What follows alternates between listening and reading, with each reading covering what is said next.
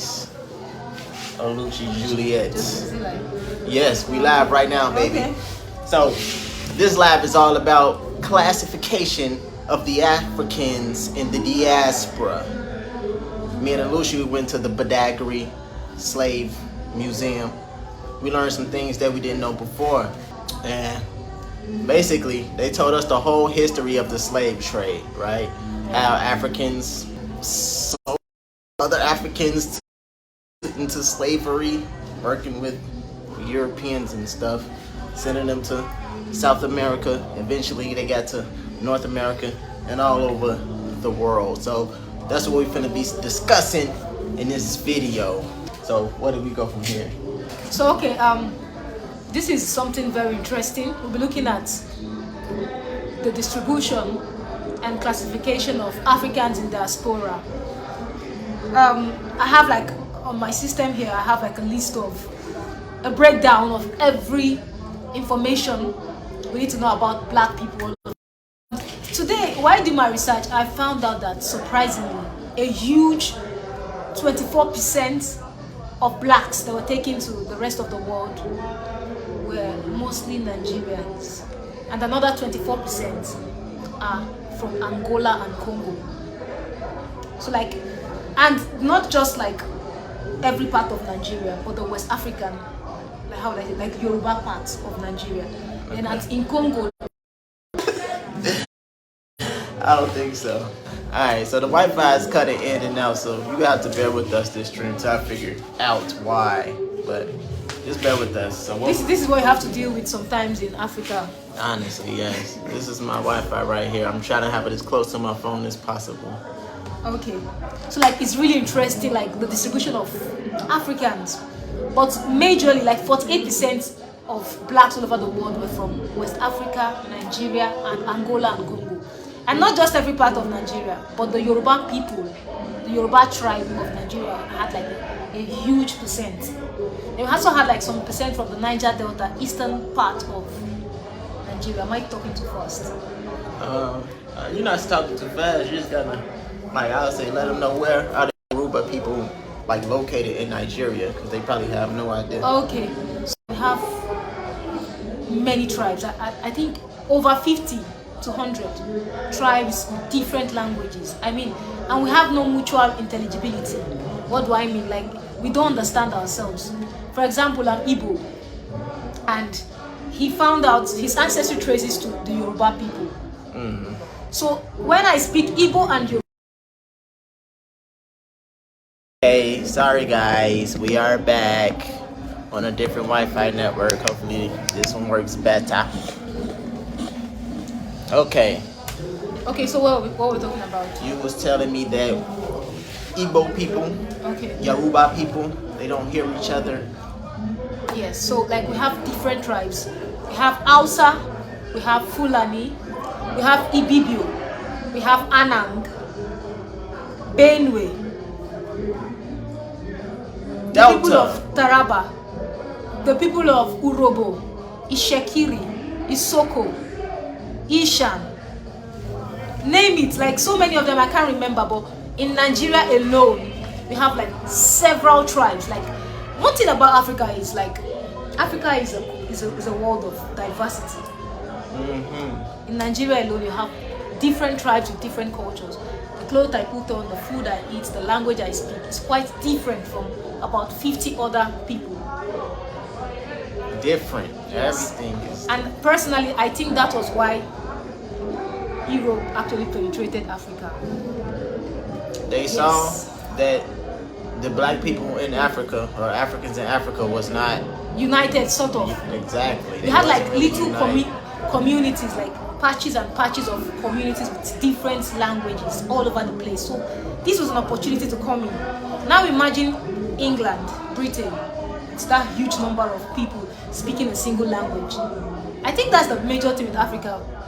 In Nigeria, for example, we have 3 major languages. That's Yoruba, Igbo, and Hausa.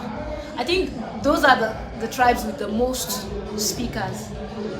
Okay. And it's not much. Like if you compared to Chinese language, people who speak Chinese in the world, compared to those who speak English, compared to those who speak French, like, is a no-no.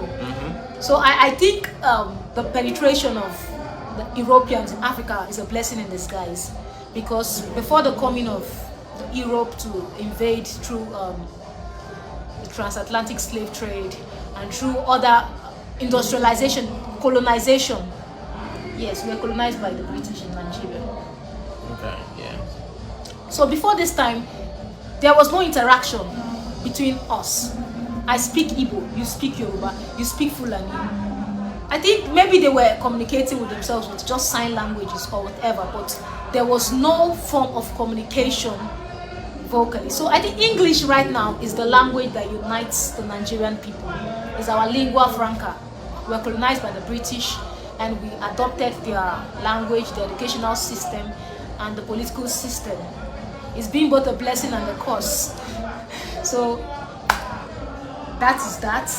So I want to look at, I want to take us on a breakdown of how this happened, like the period of the slave trade. Here I have, like, in the year 1686, 1979, the slaves imported only by the English for the English, French, and Spanish colonies. We had 3 million. A quarter of a million died on the voyage. Now imagine this, in just 100 years. In just 100 years, we had 3 million people taken out of Africa from French and Spanish colonies alone. That's crazy. 3 million. I'm just saying this here. So then in 1680 to 1786, the slaves imported for the British colonies in America was about 2,130,000. 130,000. 2,130,000. Jamaica alone absorbed 610,000. That's crazy. I've been saying 500,000. Like, they're actually millions. Millions. Yeah. Wow. So, and in the year 1716 to 1756, average annual number of slaves imported for the American colonies was from 70,000 with a total of 3,500,000. Are you not shocked? I am shocked. Like, how were they able to pull this through? Like, this is crazy. The numbers here is almost outrageous. But they actually made this happen. I've been saying, I read up something that said 500,000, but this is way more than. It runs in hundreds of millions. If I calculate from 1686 to 1776, 800, when slave trade was abolished, it amounts to about millions. Yeah, so millions. All right. Now, so just to rewind a little bit, you know, for whatever reason, you know, the British, it was British, right? Yes. They came Not over just here. British. Well, whatever. The white people. Okay. All right. They came over here working with some African people, and those African people sold other Africans into slavery for stuff. Bowls, vases, beads, stuff like that. So all these millions of people were sold into slavery for like mirrors and like smaller stuff like that. That wasn't always the case. Okay, well. Yeah, sometimes I read like there was a time that the Spanish government actually signed like a law that they should go and kidnap Africans. So they're actually kidnapping Africans, and they were doing every possible best to encourage African countries, African colonies and whatever communities to fight themselves. It was like a mission. Like the black people were typically stronger to work on their plantations, so you just had to get them by all means. They needed, these people are strong, this is what we've been looking for. They actually saw us as savages and barbarians. They felt we did not have culture, because actually they say, I've read a lot of things about African history, and some of these Europeans actually think we were savages, we were barbarians, we were unschooled, but that's a lie. Because before the coming of the invasion of the European countries in Africa, Africa was actually growing. I don't know, you need to learn about the Benin people. The Benin people were so structured and so civilized. They had like the best roads. They had like arts and crafts thriving all over the world till date. Like some of their artworks were really good Yeah, I Really, learned about. really good. I learned a World lot about standard. those Benin people. I And- went to the museums and they have a long history of Arts and craft, they were like number arts one and in craft the and world. just expanding and stuff like that. Like they did accomplish a whole lot. They had walls similar to the Great Walls of China. Something like about like well secured walls, everything. So like they were so marveled when these Europeans came and said, wow, how can Africans create this? Like some parts of Africa were actually growing before their growth was disrupted by the slave trade, colonization, everything that the Europeans forcefully took from Africa. And talking about the huge number of blacks who were taken to America, especially. England made it their stock in trades to buy blacks from the Brazilians and sell to the United States. So they were actually buying these people, the Nigerians who were being sold to Brazilians were being sold in turn to the Englands, and Englands were in turn selling them back to the United States. And I think the United States were buying more like they're dealing directly with the English people. We keep calling them English people, whatever. English people, they kept buying from the English people. So that is where we have like so many Nigerian people in the United States. Then also in the coast of Gold Coast, that's the coast of Ghana. I think there was one merchant in America who was buying, but mostly I think most of the black people who eventually settled as slaves in the United States were bought, they were sold from British to the United States. So blacks all over the world is like, most of them are from West Africa, like I said, Nigeria, Congo, Angola, and we are everywhere in the world. The largest black in diaspora is Brazil, followed by the United States. Then we have France, I think, I'm not too sure, but I know the top two is Brazil and America. Then we have them all over the place, Haiti, Colombia, some Spanish colonies, name it.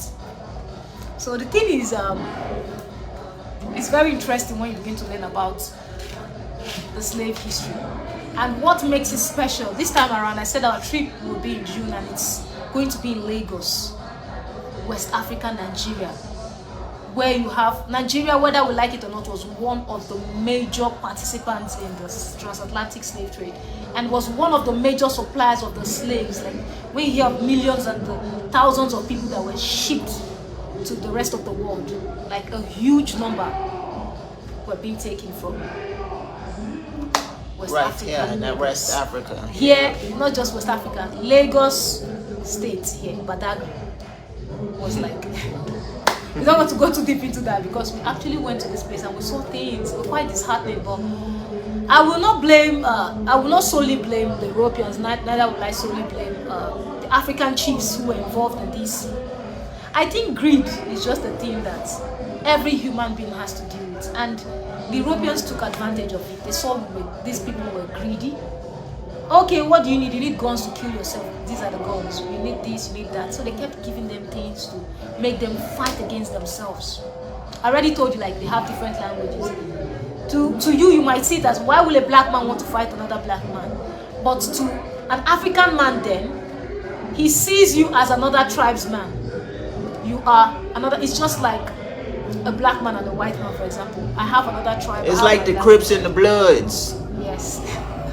So like two different people, they don't act the same way. They don't even marry themselves. They don't eat the same food. So like there are two different communities, two different cultures fighting themselves. And the Europeans saw this and kept exploiting it. Am I talking too fast? Nah. They kept exploiting it, and I think that was where it was a loophole till date. I think that's how God just made it.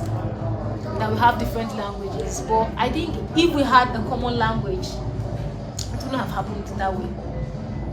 Many of the great nations you have, they actually speak one single language. You rarely find a great nation that has like several languages in it, and that's one thing you always find in Africa predominantly. Africa is known for it. That's how God made it. It's been this way. It's been this way since time immemorial. We all speak different languages, and that was one of the major ways they penetrated Africa, by think, personally, that's what I feel. That's what I feel. Till date, we still battle with the tribalism. I'm an Igbo I was man. going to ask you about that. Yes, we do. So let's talk about today, tribalism. Tribalism is similar to racism. My tribe versus your tribe. Y'all be warring and stuff It's still, not right? it's not as bad as racism. No, it's probably not as bad, but it's still not good. You are Igbo. Look, for example, right now, if you talk of Nigerian politics, many Igbo people want to vote an Igbo president or an Igbo governor. You would rather support, we don't pick for merit or your excellence, we rather pick people from our tribe. We don't care if he's good for the job. Hey, he's an Igbo man, he's my brother. I want my brother there. A Yoruba man will say the same thing, I want a Yoruba man there. An Hausa man will say the same thing, I want an Hausa man there. Everyone wants his brother there, and it's killing us gently, we don't know. So there is beauty in diversity, especially when you see us come out with our clothing, our food. It's beautiful, it's resplendent. That's the best word to describe it. Very colorful. But there's some little things we actually struggle with, and that's tribalism is one of them. But I think it's really not as bad as it used to be, especially the younger generation. It's really, it's not as bad as it used to be. Then it used to be so terrible. If you don't speak a certain language, you might never get to certain positions ever in Nigeria. So here you might be dealing with it like racism, white man and black man. Here it's Igbo man, Hausa man. For example, in the last 40 to 30 years, we've not had an Igbo president in Nigeria. the last 30 to 40 years? Yes. Yeah. What has the president We've been? not had an Igbo, like they've just been Yoruba? No, not Yoruba, the Hausa. They just want to retain like power. They've been on it. And I think we've had one or two. Wait, they've been Hausa? Hausa. So I know most of them, like currently the Buhari is Hausa. So like this is one thing we battle, and you find many Nigerians, no, we don't want Igbo presidents. We're battling with such trivial and insignificant things.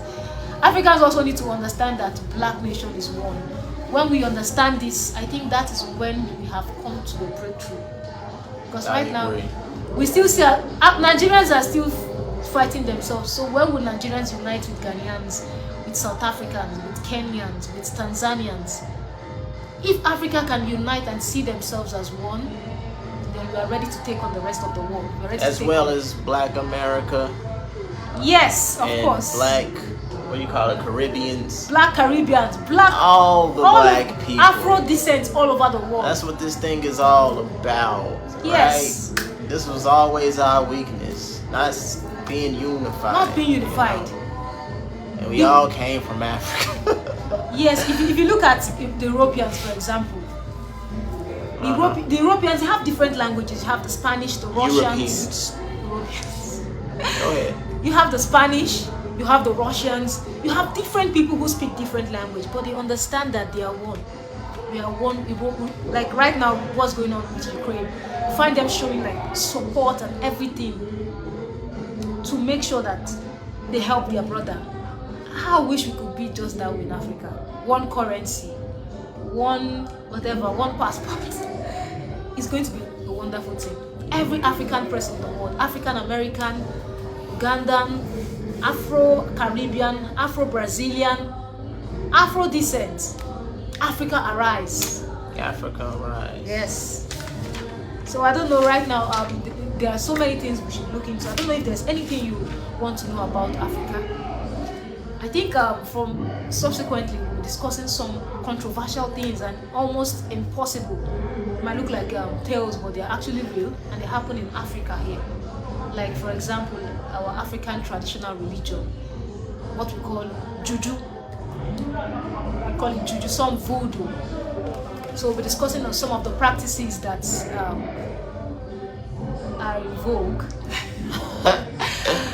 But I don't know, we'll just see if you could look into that. Or you could also suggest if you think there is something you feel we should discuss about.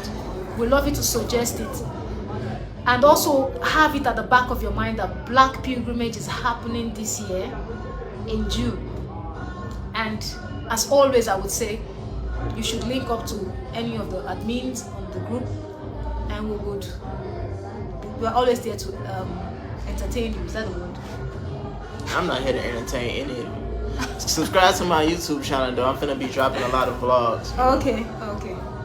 But yes. I think for now that is it. That is it. And tomorrow, right? We'll be here tomorrow. Lord willing, we'll be here tomorrow. Yes. I'ma probably have the YouTube in the description. Okay. And we'll be Not also the going, description, in the comments. we'll be going live on this YouTube channel too. Yes. Okay, so till then, we'll see you tomorrow. Please make sure you like this post. If you enjoyed today's live section, drop a comment. It encourages us. Let's know we are being watched and someone's actually listening to what we're saying. Thank you very much.